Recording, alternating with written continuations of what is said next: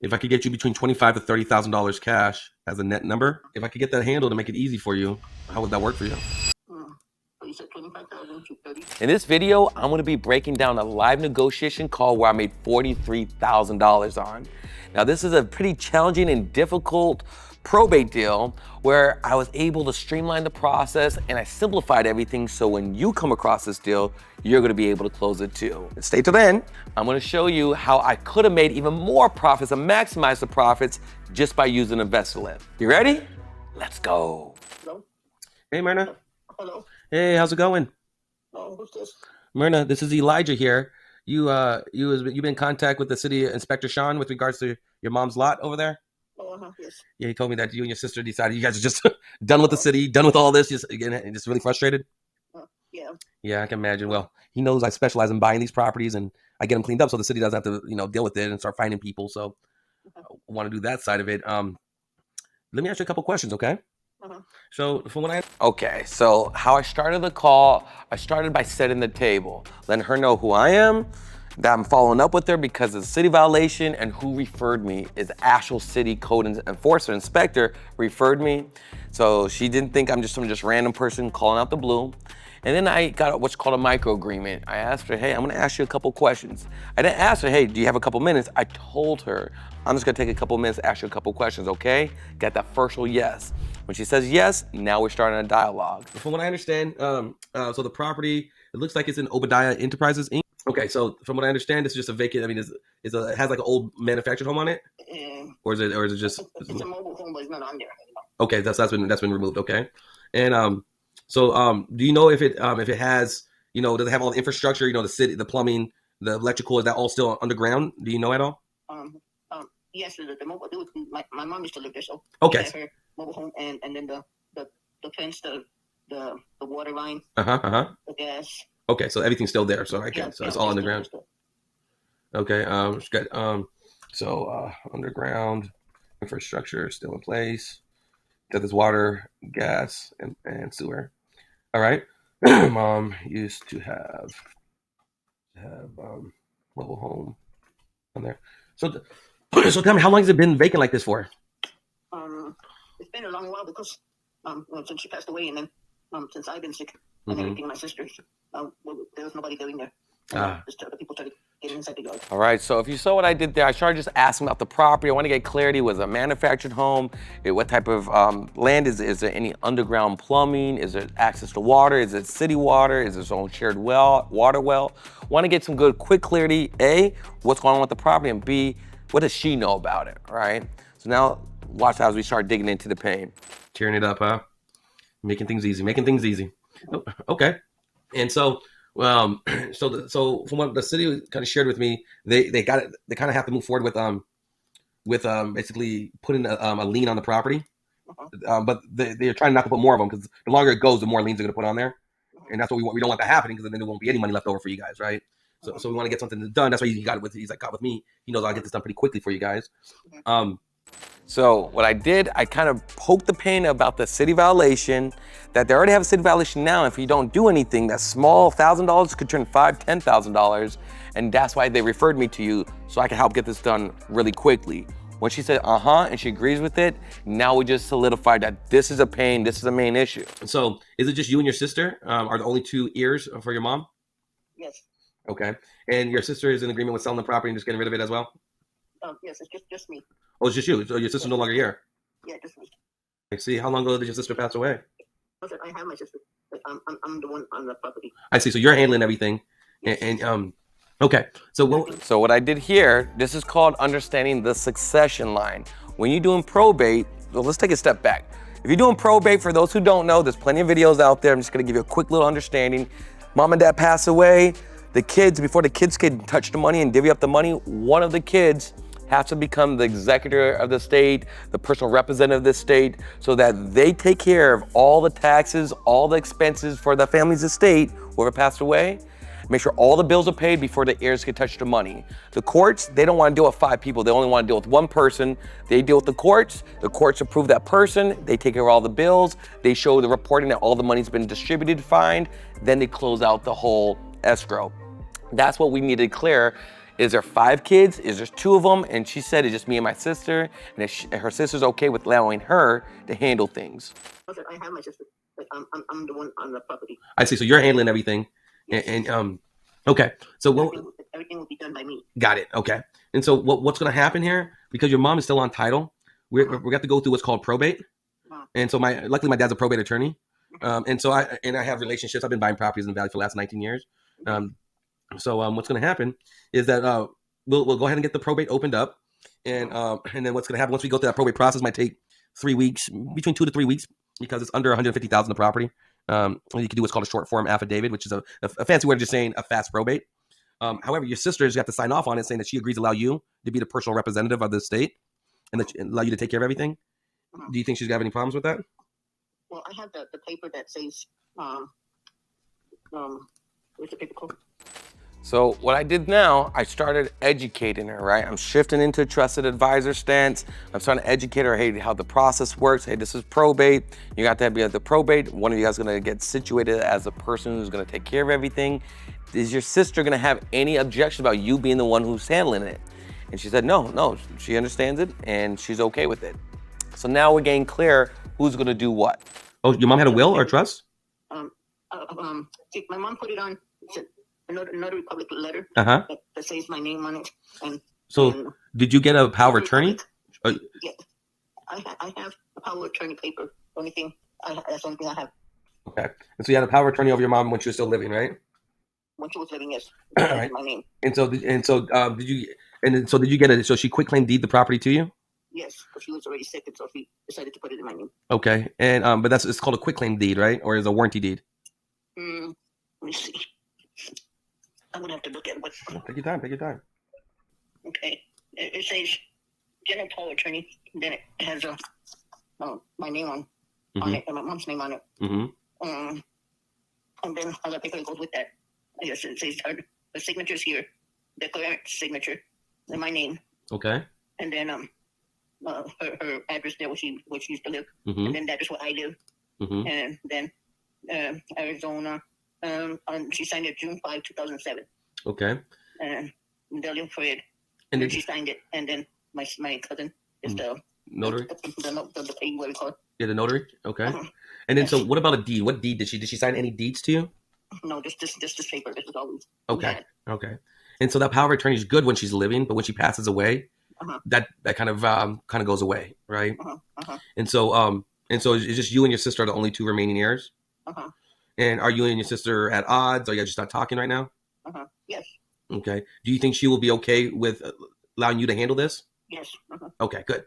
So what I did there, now this is some of the details. If you don't do this at the beginning, you might be working on a deal that can't get done. So I kind of got clarity, all right, what documents makes you believe that you're the one who's supposed to be handling this for the family? Did just God tell you, or did the mom write something on a napkin? No, she had a power of attorney over mom. She'd been helping mom. She had a deed at one point in time, she thought, but we realized after kind of having a look at her documents, it's not a deed, it's a power of attorney. And then I had to kind of re-educate her as well as, by all means, that power of attorney is valuable, but when that person dies, that power of attorney is no longer valid. So now she's like, oh, all right, what do I do now? Which allows her to view me as that trusted advisor that you want to do when you're talking and navigating the client through this process. All right, because sometimes you can imagine I've been in this for 19 years. People are like, no, I don't ever want to talk to her again. Don't ever call me. So sometimes it gets very volatile. So good, it's not that way. Okay. And what's your sister's name? Justina. Christina? Justina. Oh, Justina. Okay. And does she live in AZ or where does she live? Oh, she lives with me. Oh, she lives with you? Yes. Oh, then she has to be nice to you. Okay, good. So what we can do is we open probate. And so because I'm buying the property from you, my probate attorney. So what I'm about to do right now, I'm about to walk her through the whole process gonna happen. I'm gonna do some foreshadowing and let her know, hey, this is gonna happen. I'm gonna set you up with this person and this is what's gonna happen next. So she sees I'm leading her, I'm being her Moses, walking her through the desert, the wilderness, so that she can make it to the promised land, okay? My probate attorney, let's say they'll go ahead and do this for like a lot less than what they usually charge. They usually charge about $3,000 for it, and I'm pretty sure I could get them to do it for like $2,000. Okay, and then we only have to pay them like $500-$600 up front, just so they can file the filing fees, and then the rest of it can come out of your proceeds when we close escrow. Okay, so you don't have to come out of pocket for it all. Okay. If it would be 3,000, you would charge or 2,000. Yeah, usually charge 3,000. They'll probably do. I probably get an agree to do it for $2,000 or less. And then what ends up happening is then what's going to happen? Do you have a death certificate for your mom? I think I have one. I don't remember. I have one or you guys might have to order one. Okay, so worst case scenario, we need to get one of those. So see if you can locate one of those. And then so what happens is this. So as we went through that part, we kind of let her know what's going to happen next. I started asking, hey, you're going to need your mom's death certificate. She's like, I don't think I might not have that one. Let her know, no worries, we can help you find that later on. That's an important part. The state needs to know that that person no longer is here with us. That death certificate eventually needs to be recorded. Okay. We meet with Gwen. She'll go ahead and get the paperwork all together for you. Your sister signed off on what's called a renunciation document, saying that she renunciate is a fancy word, just saying that she's not going to handle the probate paperwork. She knows that you're gonna handle it all for the family, and then you're gonna become the personal representative of the estate. And then what happens then once that gets filed, and then the court 2 to 3 weeks they approve it. They say, all right, Myrna's going to be the personal representative of the state. And then we'll go ahead and open escrow, and then within 2 to 3 weeks from that, we'll close escrow. And then once we close escrow, pay off all the city violations and pay off all the court fees and the probate costs, and then you and your sister will get the rest of the money. How much would it be? Sure. Yes, that's what I want to talk to you about next. I just want to make sure you understand the overall process for that. That's the key part, just what happened right there. I walked her through the process, explained to her what's going to happen. You're going to talk with Gwen, my probate lady. This is going to be set up, and we're going to navigate through the whole process. She said, well, hold on. Well, how much money I'm going to get out of this? I'm like, well, we'll get to that in a moment. I just want to make sure you understand the whole process first. She's trying to rush me, and just like a good strategic player, you're going to stay cool, calm, collected, and you're not going to let them control the conversation. We'll get to the money in a second. I just need to make sure you understand all the various pieces that's going to go in to getting this deal done for you. You control the conversation. So the couple challenges we have going on here, right? So we have the property, we have to do the probate. We have the city violation lien that's going to be against the property. I think it's only for like $1,000 or $2,000. Then we have all the transient people on there, and then all the cleanup. We'll take care of the cleanup. We'll take care of the transient people. We'll pay for all the closing costs. We'll take it as is condition. You won't have to deal with this anymore. If I can help you with all these pieces and make it super simple, tell me, what is the exact number you and your sister are looking for so you guys don't ever have to deal with this again? So what I did, I recapped the pain. What you want to do, you want to keep reinforcing the perfect picture, and you always want to poke the pain and make sure they understand what they're walking out of and what they want to get into. So I remind them like, hey, we're going to handle everything. We're going to deal with the city violation so that $80,000 lien doesn't get hit against you. We're going to deal with the transient people so you don't have to worry about trying to clean up and fix up everything. And we're still going to help you with the probate and pay cash to make it super simple. So I'm poking the pain while starting to paint the perfect picture. Very good to do that while you're explaining this to them. So you see all these different emotions that's going through them. That's why they need you to navigate them. Well, we haven't gotten any prices or anything from nobody. Okay. And we haven't put it, for sale or anything like that. Yeah, I understand. It's kind of how much you was going to give us. Yeah, because I know it's a little hard too with all those people on there, and you still got to go through probate and all that stuff.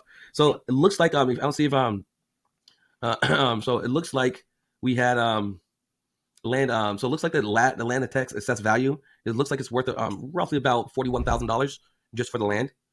And then obviously if you put a house on there, then obviously it's more. But just for the land, it's worth about $40,000, $42,000. Obviously. So what I'm doing, I'm walking through the process. I'm really kind of sharing with her, like, all right, well, yes, we got to deal with still handle the probate. Yes, there's some taxes on there. Yes, there's some city violations issues to deal with. I'll buy the property. What would you like for it? Right? She's like, well, she really didn't give me a number, and she kind of danced around it a little bit, right? So instead of me just telling her this number, I brought it to the tax assessed value. Any county you're in, there's a tax assessed value sheet. Look at what the tax assessed value is. Those tax assessed values are usually about 30 to 40% below actual market value. So if you can ever be around tax assessed value, you're pretty much in the money. So I use that number to her to see if she's going to have a knee-jerk reaction and say, oh, no, I'll never sell that. Or, sure, that sounds close. So she shared that vibe. Sure, it sounds kind of close. So now I'm gonna present the offer because I can't pay retail. I need a little bit below that so that there's some negotiations happening. If you put more into it, more things can happen for it, but then you still gotta clean it all up. Mm-hmm. So if I could step in here and if I could get you guys, let's say, because there'll be some cleanup I'm gonna have to do and we have to deal with the city. If I could get you between $25,000 to $30,000 cash as a net number, the only thing that you pay out of that is gonna be your probate costs and the city violation. I'll take care of everything else, and I'll use all my attorneys to make sure this all gets handled before the city puts any other fines or fines on there. If I could get that handled to make it easy for you, how would that work for you? So you said 25,000 to 30? Yeah, 25 to 30. Mm-hmm.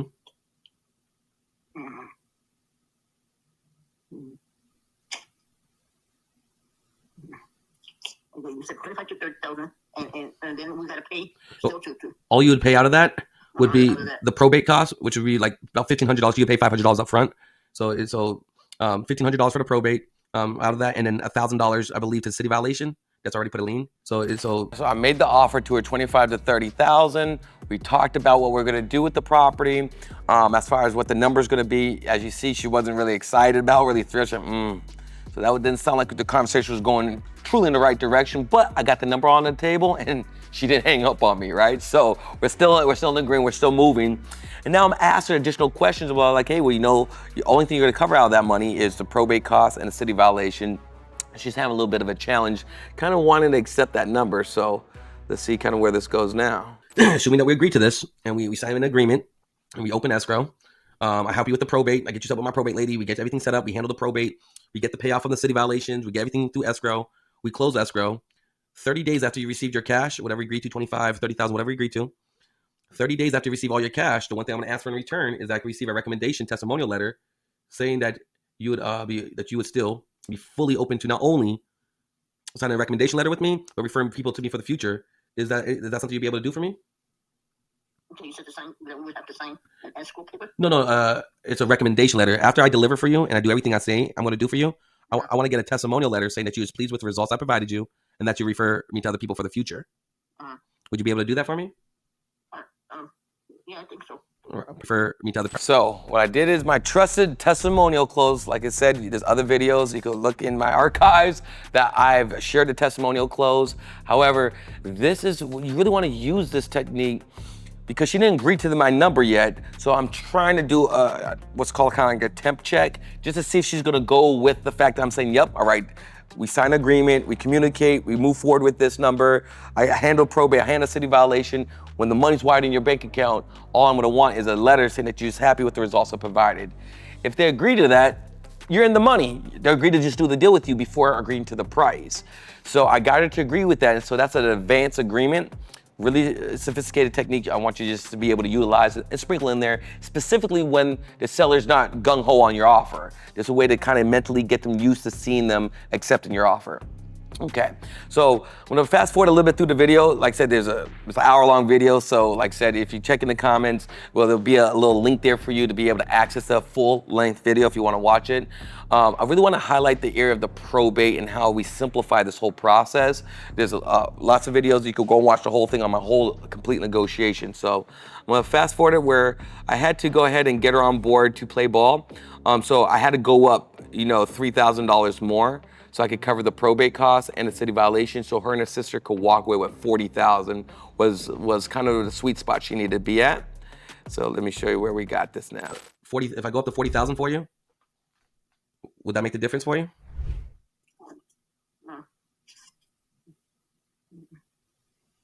Let's see. And then from there, it won't go less than that. No, it won't go less than that. I'll give you 40,000. Nothing will change. The only thing we're talking about, you pay out of 40,000 is that 3,000 we talked about. So what if we'll do 43,000, so you walk away with 40,000. How's that sound? 43,000.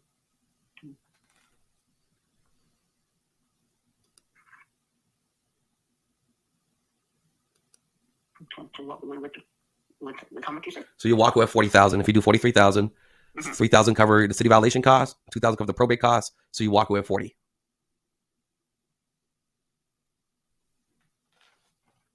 So this is how much it'll come out. Yeah, you'll walk when all the dust settles. You'll walk away with 40,000.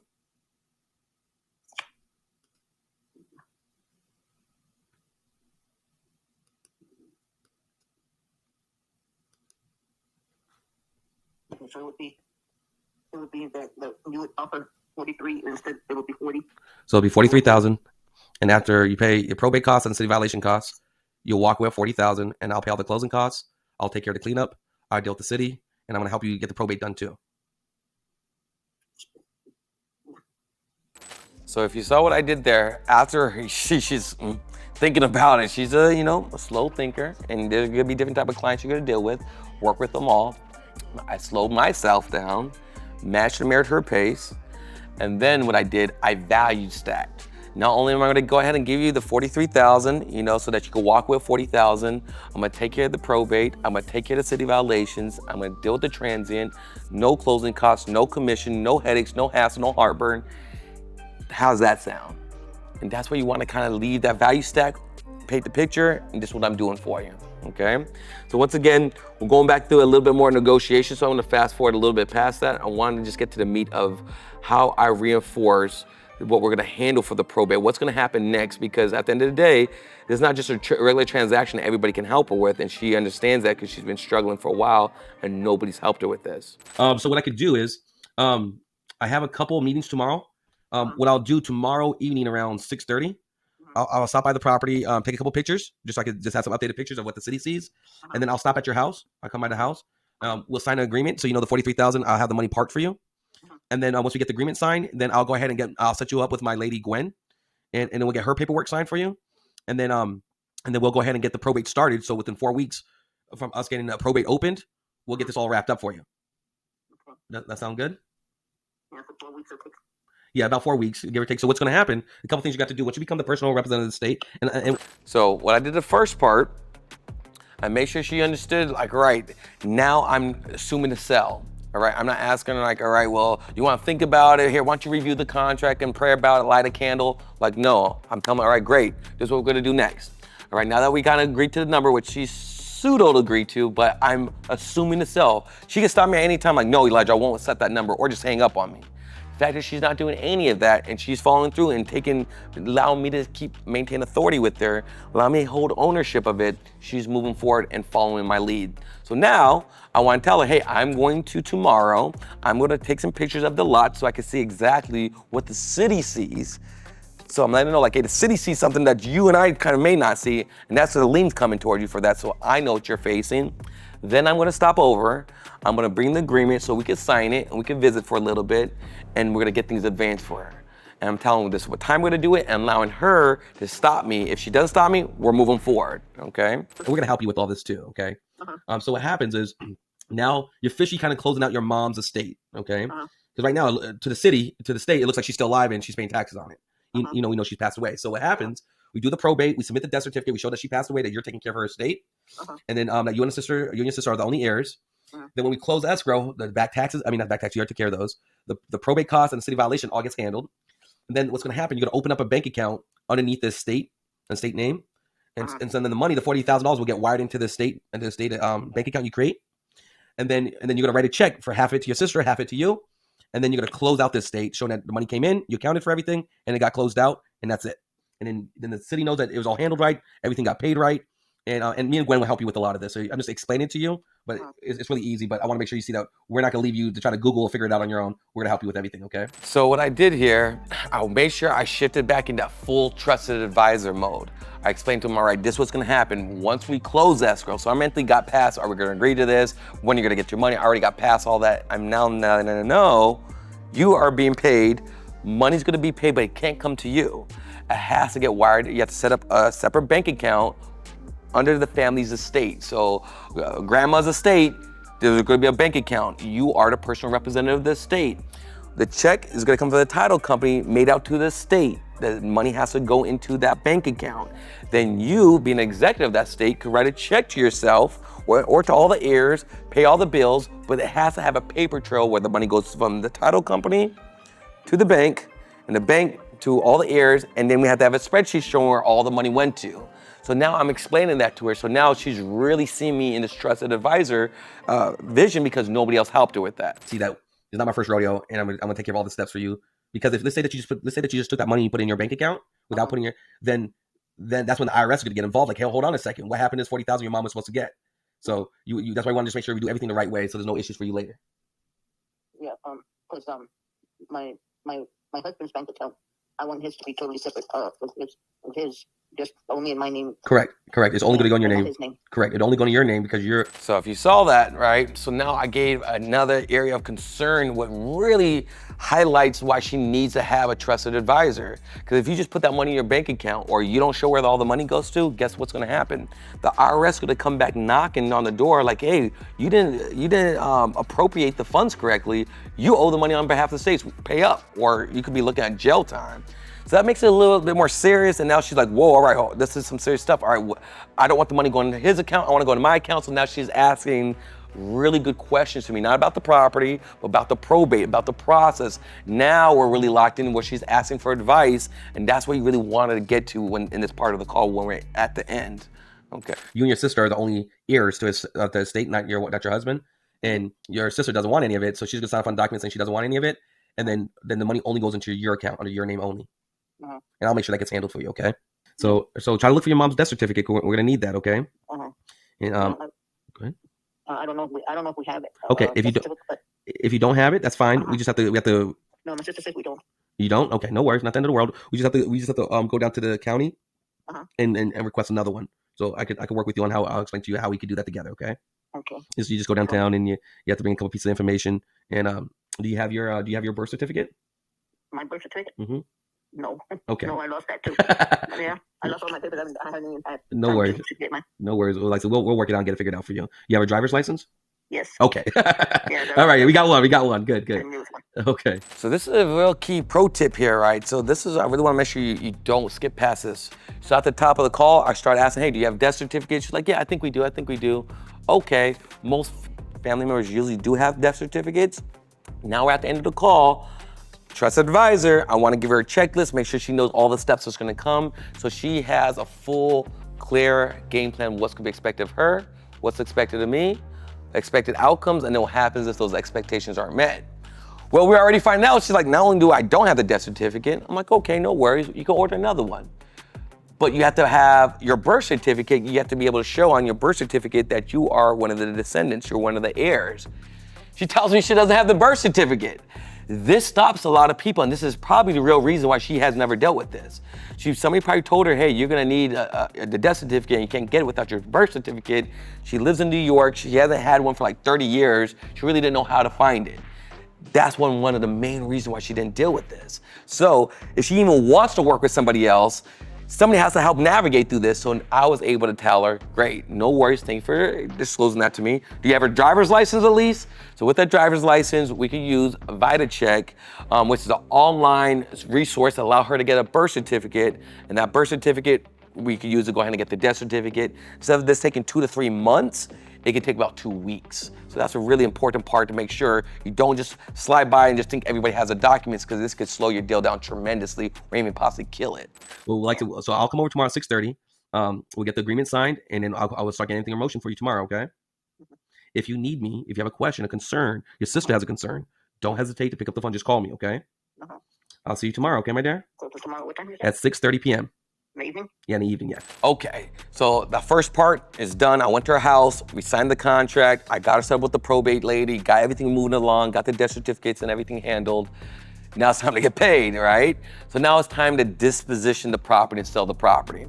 So I started looking through my phone, like, what investors do I know who likes to buy lots in this side of town?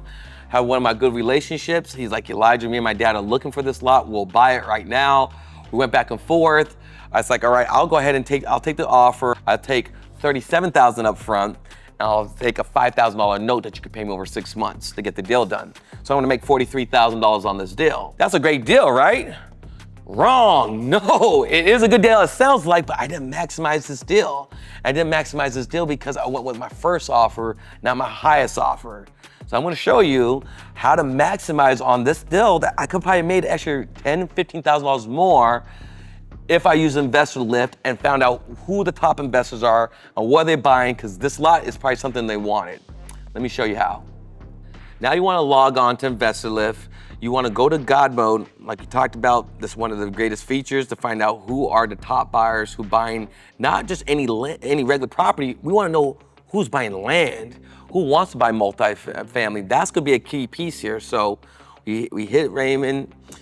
First, I want to look and see, who's doing flips, because these people are probably going to fix it up and then want to flip it, right? So I want to change the sales date here. I'm going to move this over I just want to see who's active over the last year. If there's a lot of people, then you want to kind of make it a little shorter and a little narrow dates. So there's only 14 people who bought properties in this specific area within 1 mile away from this property within the last year that does flips. So now I'm looking at, you got open door. So I want to take off the iBuyers, because the iBuyers were probably not going to really be selling this property to them. They probably don't want to be buying just one small lot. So we got this good news group. We got some smaller guys. I'm looking at those closer scores. I'm looking at the price. Look what he paid for this here. 21st place, made $39,000 profit. Jose, I like to call, especially in these, when it comes to land, I'm a fan of selling properties to Latinos. Latinos get a lot of bad rap, but they probably be one of the #1 investor buying block in the next decade. So don't sleep on them, right? Anything under 200,000, specifically land, they'll fix it up. They'll build it. They'll rent it out to the family, have the niños and niñas in there. So the good idea is don't sleep on the Latino database. If you see any Latino just by their name, not in an LLC, those are good people to talk to, because they are looking for these opportunities. And if you have something to serve up on the platter, you just made it that much easier for you. But the key is, once again, call multiple investors here. I got 14 people to call through. Don't go with the first offer, go with the best offer.